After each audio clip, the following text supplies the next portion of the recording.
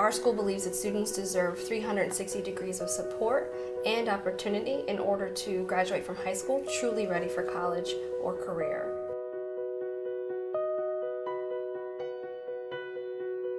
"360 is all about mastery-based learning and blended learning alongside with the use of technology.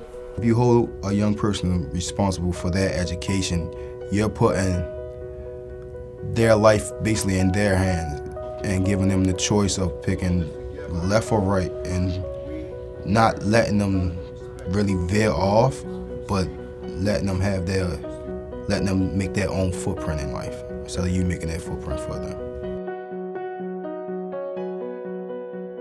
360 High School is going to be a mastery-based academic program, meaning that students will have several opportunities to demonstrate what they know through very authentic work based around the Common Core standards and the next generation science standards. Instead of just learning the material, they're going to actually be able to apply it, and they're going to build understanding and design their own understanding. It's very non-traditional. Mastery is very much a non-traditional system.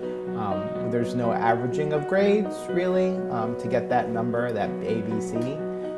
But it's more, you need to show me a product that sort of demonstrates that you can independently show us that you have this skill. So it's totally just a different way of looking at student grading, which is very exciting and very real world, you know.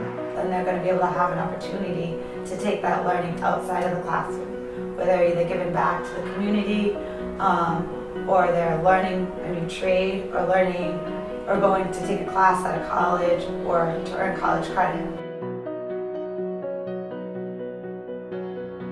So what stands out to me the most about the school is the personalized learning piece. We really envision really students telling us what they'd like to learn and designing courses around that. Our school believes that students do not need to be learning the same thing at the same time, that we should be personalizing their learning experience so that they are working on the right skills, the right content, and the right time for them as an individual.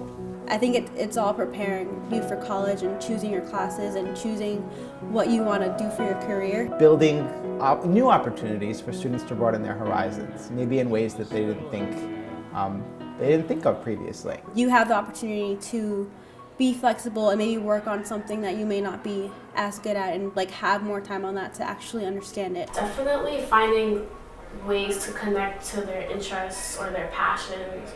It's hard to sit in a math class and be like, oh, what does the Pythagorean theorem have to do with me?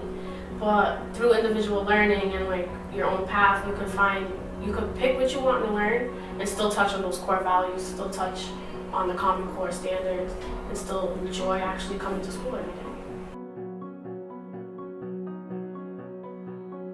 We believe that it's important for students to have time working together and learning together, as well as having that individualized learning time. We're trying to create a community of people who work together and teachers who are flexible with their students and students who are flexible with their learning. The core of it is that circle of power and respect that meets daily. That's the part I'm really excited about. It builds in that time for students to each have a voice and to speak in a positive way.